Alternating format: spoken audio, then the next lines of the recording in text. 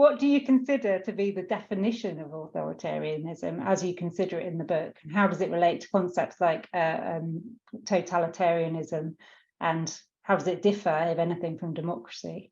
Yeah, also, so this was also a big driving force for this book. So in previous research, I've looked at like, what does great power mean? Because often people just throw that around as though we all know what that means, but actually it's massively contested. And I would say it's pretty much the same with authoritarianism and world order. We just throw these terms around. My kind of core definition is a type of government based upon strong central authority and limited political freedoms would be the kind of core definition of authoritarianism.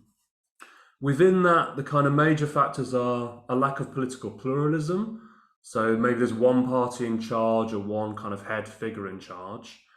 Beyond that, rule of law isn't really there. It's more rule by law. So those in charge use the judiciary as a form of political kind of subordination. They use it as a political tool rather than it being transparent, kind of a means of accountability for those in charge. On top of that, a moribund civil society, so where people find it very difficult to articulate what they want, and they have very limited rights in terms of assembly, speech, so on and so forth. Obvious one on top of that would be kind of lack of elections or lack of universal suffrage, so there's no voice for everybody. And the additional factor I'd added was a kind of high surveillance society, high degrees of government surveillance, and again, using this as a form of control. Where it varies from democracy and totalitarianism is I try to think about all of these things being on a kind of spectrum or a continuum. So often a lot of writers would say, well, either you're democratic or you're authoritarian. But I would say, actually, you can be a democracy with authoritarian kind of possibilities or proclivities. And you could also be an authoritarian state also with domestic possibilities. So it's kind of like a sliding scale in different ways. So if you're a democracy, I would say you don't have any of those things that I mentioned before. So you have political pluralism, you're very much rule of law, there is an active social civil society out there, there are regular elections, there's regular kind of representation. Maybe less surveillance, but I think, I don't know, that's the kind of I don't know, cherry on the top, as it were, I think, for authoritarianism in a way.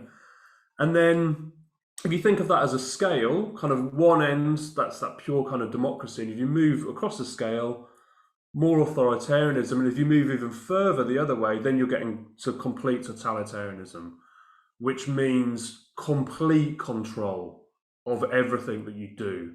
And this is how China was in the 1950s and 60s under Mao. And by total control, I mean things such as you are told where you live, what you do, what you earn, you need permission to marry, you need permission to have children. Everything is provided by the state, but there's complete kind of monolithic control on everything you do, to the degree that even the way you're kind of thinking is controlled. So those would be the big differences. And then I think one important context in this book is all those factors I mentioned. I would say if any of those are being weakened, that is evidence of authoritarianism.